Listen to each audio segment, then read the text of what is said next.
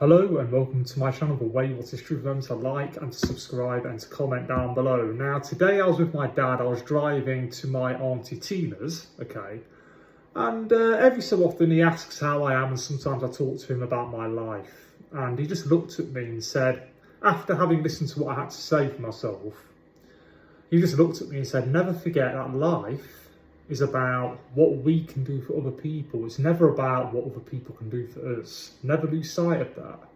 As if to say, well, you may feel like life isn't going your way and that you're stuck in a rut or whatever. But we should never tire of doing good to other people, because sooner or later it always comes back to us. The good that we do in life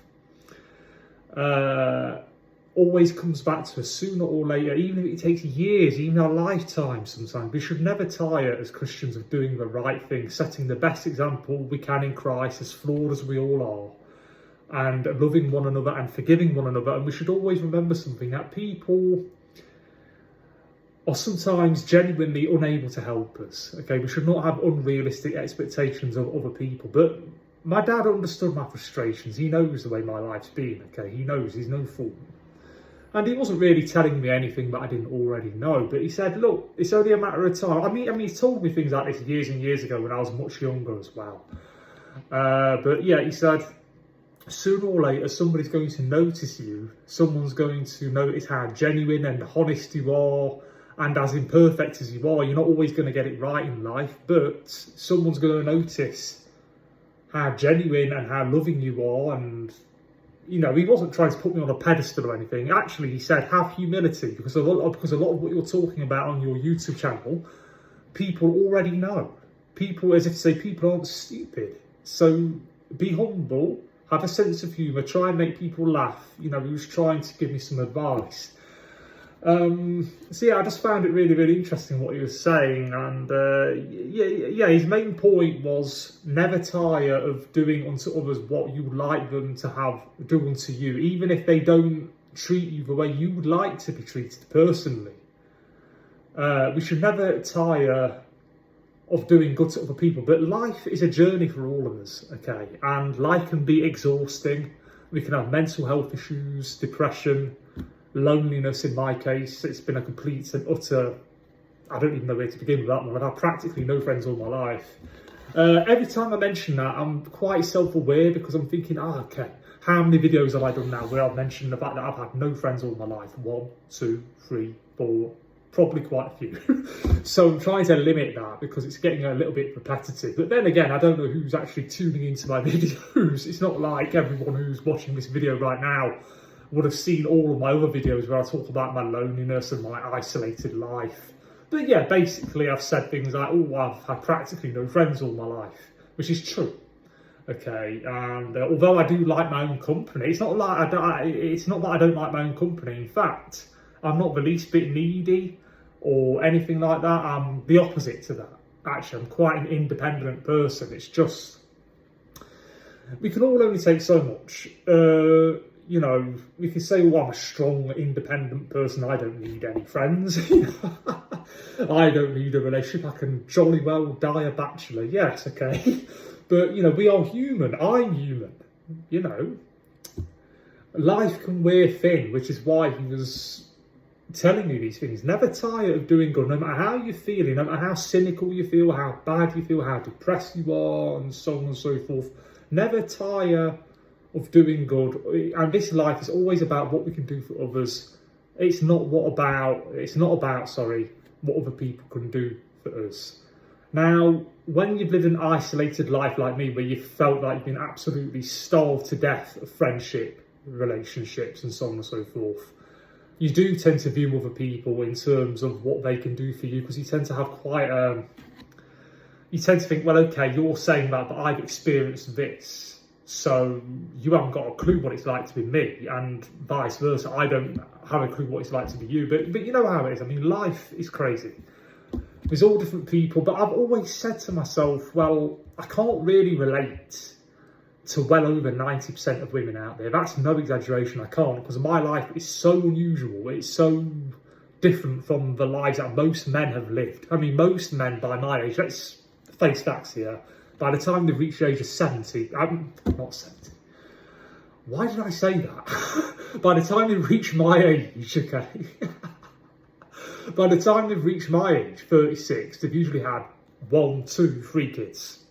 What's the average amount of kids people have? 2? I think 2 children is the average by the age of 36 and that, you know, and certainly by the age of 45, I think it's 70%. That's what I meant to say, 70%, not by 70 years of age. 70%, I think it's roughly, all right, I think it's roughly 3/4 of people in the UK population, at least here. I don't know what it's like throughout Europe, but I should imagine there are similar figures. But most people by my age have had children. You understand what I'm saying? And I've never had any children. Not only that, but I've been a complete and utter loner all my life. Now, I've had people say to me in the past, more than one person actually, how come you're a loner? You're so friendly, you're so genuine, you're so sincere, you're so nice. Yeah, look, I don't know. I mean, it's not that easy to make friends. I mean, I never had anyone to meet anybody through. Most people in the church are, most of those in their 20s and 30s, I'm 36 right now, are missing from the church. It's just the way it's been. Ever since the 1950s, there's been a decline of church attendance, right? Less and less people attending church, especially those in their 20s and 30s. I'm not saying all of those people in their 20s and 30s are missing, because that's simply not the case, but the majority of them are. You mainly get teenagers, children, middle-class families and that, middle-class types. Then you get the older generation going as well. So it's left me in limbo land, and it's easier for women. I hate to say this, but it's true, man. I mean, let's face reality. It's easier for women to make friends. Women, by their very nature, make friends more easily than men. Not always. It depends on the individual. There are some women who are real loners out there, just like the way I am. But yeah, I mean, by and large, I think it's true. But the majority of women do find it easier to make friends and that. And I've had a lot to put up with in my life, like things like most people don't have empathy for you, and even if they do, they might empathise a little bit, but they kind of put themselves first to think, well, okay, I understand where you're coming from, but I've got my own life to live. I've experienced that more than once, actually. I mean, I've spoken to quite a few women over the years, well, no more than, let's say, 10 to 15 of them over the years. That's throughout my whole life, by the way. I'm 36 now. So I'm just talking about women that I've spoken to on dating sites and stuff, maybe 10 to 15 of them. Not that many, but I've learned a thing or two from it. Anyway, but I don't sound like I'm talking about myself too much. So yeah, back to the main topic. In the midst of whatever it is that we're going through in life, I've told you just a little bit about my life, okay? Now, I don't know about you. You tell me about your life and the situations you've been in where you've been put under the test, where you had your patience tested and tried. You feel that no one gets it, no one understands. People are just doing what suits them. People have little to no empathy, or people can't help you. You can't relate to anyone. You've got nothing in common with anyone. You've been in situations where perhaps you haven't felt like doing good to other people, when really, as Christians, we should be doing good to other people. Okay. This life is about what we can do for others. Always remember that. And the more good we do in Christ, as imperfect as we are, the more good we do. It's only a matter of time before somebody notices us and says, you know what, I'm going to befriend this person. He's a really nice person. He's a really nice chap. He deserves someone to chat to every so often, or he deserves someone to pray for him and someone to be in contact with him, even if I don't meet up with him. Yes, I am talking about myself. Of course I am. Then, you know, at least I can pray for him, I can support his YouTube channel. I've never had that. I mean, I've had people comment on my videos, obviously, but no one getting personally involved with me, barring a short 6-month relationship at the age of 34. So that's where I'm coming from. I've lived a very isolated life. God has been my anchor in life, not my crutch, my anchor in life. And he has strengthened me, and he's helped me get through all of it. So I just thought I'd share this with whoever's watching right now. Words of wisdom from my dad. As if to say, if you keep doing good, if you keep trying to do the right thing, it's only a matter of time. As if to say, you've got to be patient with people, you've got to be tolerant of them. Not that people are sometimes jump to conclusions, they get the wrong end of the stick. They can think things about you that aren't true, or they've got too much going on in their own lives. That's just life, man. It's hard, it's tough. It's tough. And yeah, I spend far too much time on my own in this house. I mean, I've literally got no one but myself and my cat Sylvester, the snaggle-toothed gentleman, to keep me company, okay? It's absolutely ridiculous. I've got history books, magazines, and when I'm not busy doing other things, of course, I'm talking about the spare time that I have, of course, yeah? But it all gets too much, man, and God knows this. God knows that my life, like millions of other people's lives all over the world, has been far too isolated, far too lonely, and it reaches the point where it actually gets funny because you think, well, okay, I've reached this far.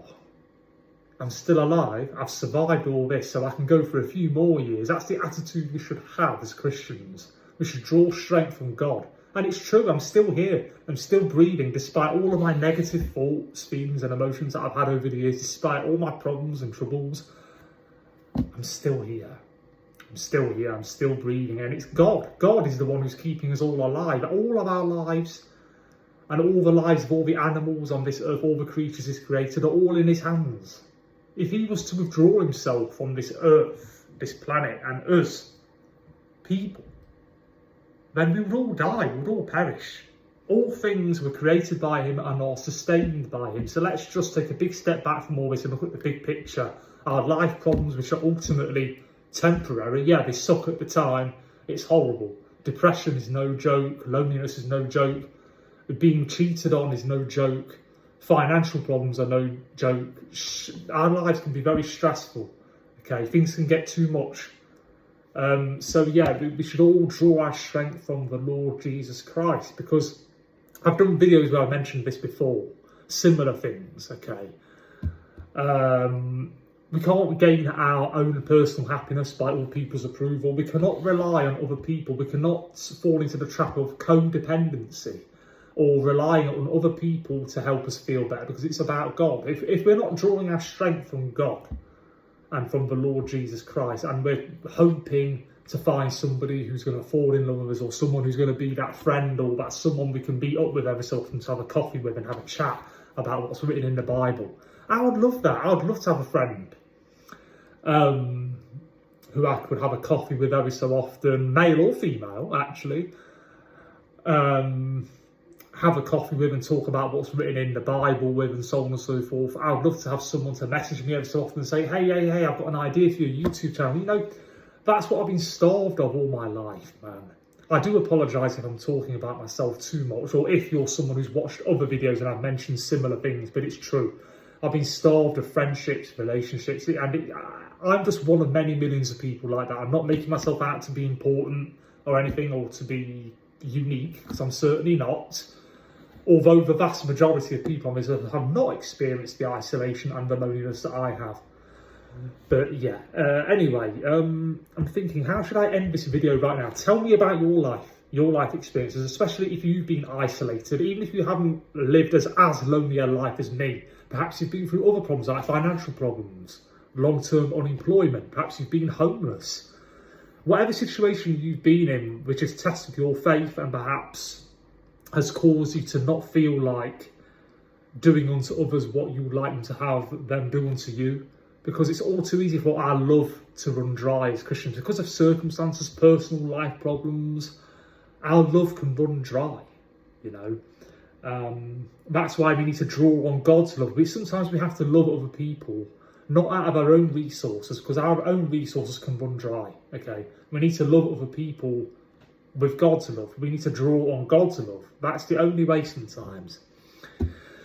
Whew. Anyway, I'm quite tired now, so I'm going to have to leave it. I don't want to end up babbling and repeating myself, but definitely drop a comment down below if you've got anything to add to this video, and I hope and pray that you're all well. As usual, drop any comment down below that you like, even if it's not something that's strictly related to what I'm talking about. Feel free to shoot the breeze about anything you like. If there's something you want me to pray about, or a part of the Bible you want to talk to me about, or just something, I don't know. Something you want to get off your chest. Perhaps you want me to pray for someone or something, I don't know, okay? Anyway, bye-bye and take care.